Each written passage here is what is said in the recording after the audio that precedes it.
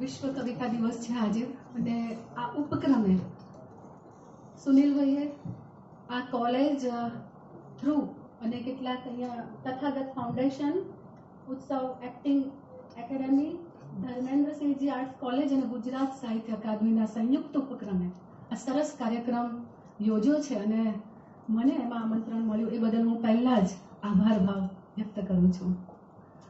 કવિતાની કેફિયત આપવી મારા માટે અઘરો વિષય છે, કેમ કે હજી આ યાત્રા શરૂ થઈ છે. એટલે કવિતા તો હંમેશા સાથે રહેવાની છે છેક સુધી.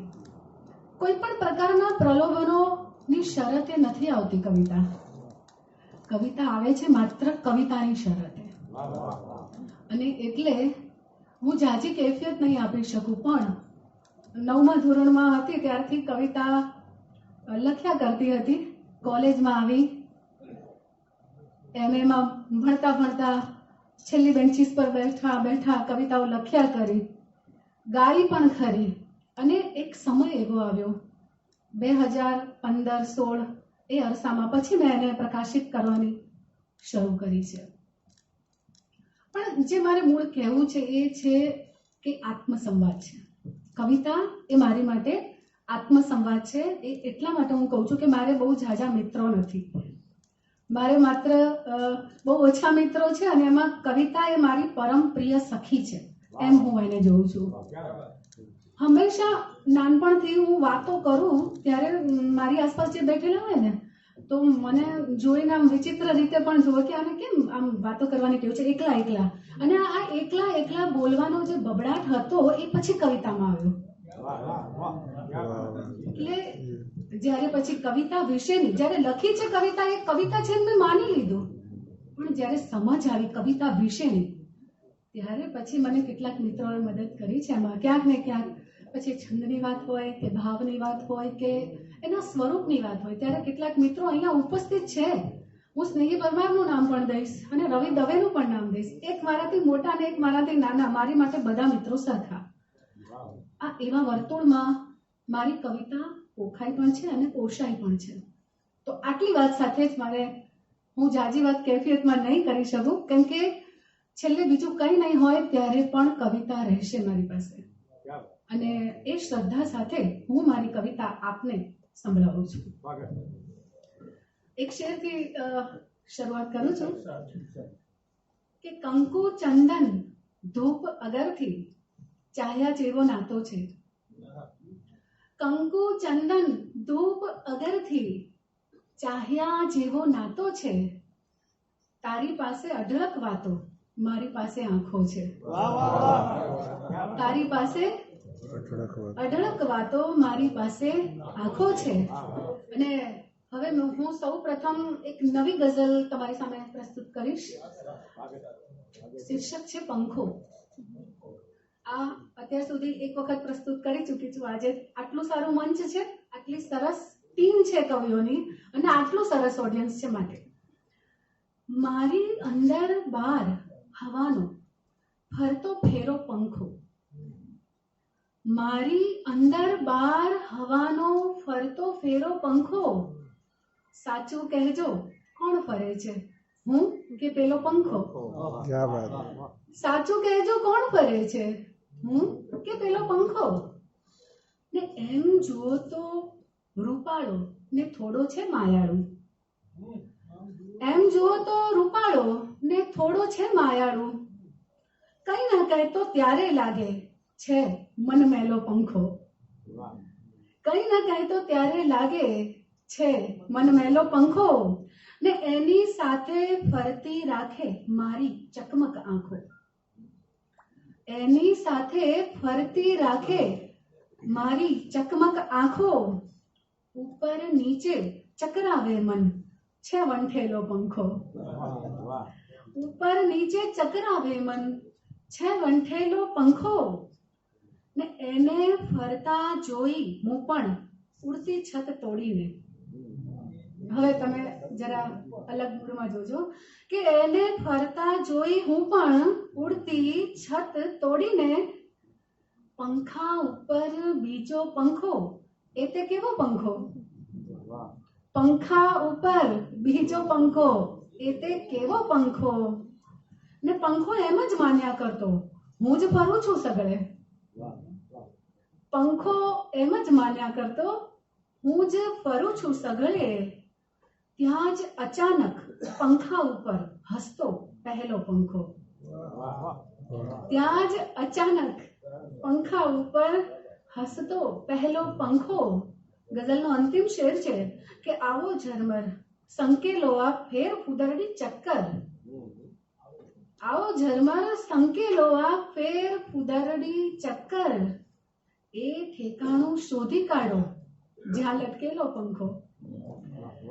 એ ઠેકાણું શોધી કાઢો જ્યાં લટકેલો પંખો. મારી અંદર બહાર હવાનું ફરતો ફેરો પંખો. સાચું કહેજો કોણ ફરે છે, હું કે પેલો પંખો. બીજી એક ગઝલ છે, દિવાળીના સમયે અમારે સ્ફૂરી હતી કે રહું બસ જાગતી કે ક્યાંક આવી જાય પલકારે. રહું બસ જાગતી કે ક્યાંક આવી જાય પલકારે. જગીશું એક હોંકારે, જન્મશું કંઈક અવતારે. જગીશું એક હોંકારે, જન્મશું કંઈક અવતારે. તમે અજવાળે બેસી કેમ પ્રગટાવી શકો દીવો.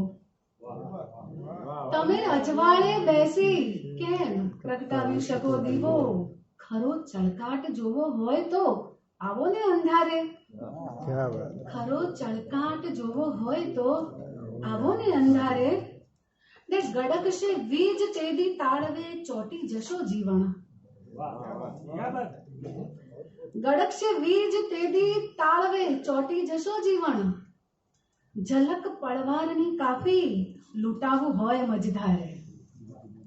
ઝલક પડવારની કાફી લૂંટાવું હોય મજધારે.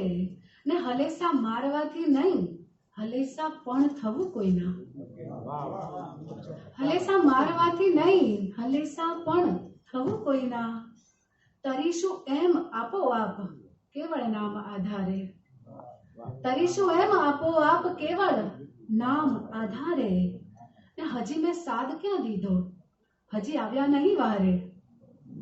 હજી મેં સાદ ક્યાં દીધો, હજી આવ્યા નહીં વારે. હજી છેટા રહી તડપાવજો તપવાનું ધબકારે. હજી છેટા રહી તડપાવજો તપવાનું ધબકારે. અંતિમ શેર છે કે ગમે તે ઢાળમાં ઢળવાનું માફક નહીં આવે ઝરમર. ગમે તે ઢાળમાં ઢળવાનું માફક નહીં આવે ઝરમર. અમારું બેસણું તો કાયમી દરિયાની પગઠારે. અમારું બેસણું તો કાયમી દરિયાની પગઠારે. રહું બસ જાગતી કે ક્યાંક આવી જાય પલકારે. જગીશું એક હોંકારે, જન્મશું કંઈક અવતારે. ને ગઝલની સાથે એક ગીત પ્રસ્તુત કરું છું, કારણ કે કવિતા એ માત્ર ગઝલ તો છે નહીં, બહુ જ બધા સ્વરૂપો એમાં સમાવિષ્ટ છે. અને એ શ્રદ્ધા સાથે હું ગીત પ્રસ્તુત કરું છું. મોરપીંછના સરનામે એમાંથી આ રચના લીધી છે. અમે જળના ધાડા. એક બહુમુખી સ્વર છે. અમે જળના ધાડા, દસે દિશાઓ ખૂંદી વળીએ, ભરીએ હૃદય ઉચાળા. અમે જળના ધાડા, અમે જળના ધાડા, દસે દિશાઓ ખૂંદી વળીએ, ભરીએ હૃદય ઉચાળા. અમે જળના ધાડા. અમે દરિયા પંથી ધસમસ વેગે પર્વત પર્વત ખરીએ. અમે દરિયા પંથી ધસમસ વેગે પર્વત પર્વત ખરીએ. કદી ભેખડ તોડી નદીઓ છોડી ડુંગર ડુંગર ફરીએ. તળાવ કાંઠે જંપી જઈએ, તળાવ કાંઠે જંપી જઈએ, ભાળી પુષ્પ સુવાળા. અમે જળના ધાડા.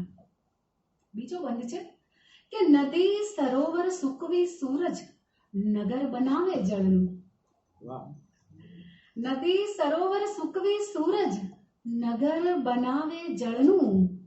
પત્ર લખીને પૂછે ધરતી સરનામું વાદળનું. પત્ર લખીને પૂછે ધરતી સરનામું વાદળનું ને ધોધમાર વરસાદ નથી આ કેવળ જળના ખાડા ધોધમાર વરસાદ નથી આ કેવળ જળના ખાડા અમે જળના ધાડા અંતિમ બંધ છે કે અમને ગમતી એક જગાનું નામ કહું તો આંખો અમને ગમતી એક જગાનું નામ કહું તો આંખો પીડા નામે એક પરીને અહીં ફૂટે છે પાંખો અમને ગમતી એક જગાનું નામ કહું તો આંખો પીડા નામે એક પરીને અહીં ફૂટે છે પાંખો ને બાથ ભીડીને પાપણ સાથે રોજ કૂદે છે વાડા બાથ ભીડીને પાપણ સાથે રોજ કૂદે છે વાડા અમે જળના ધાડા અમે જળના ધાડા આપ સર્વનો ખૂબ ખૂબ આભાર માનું છું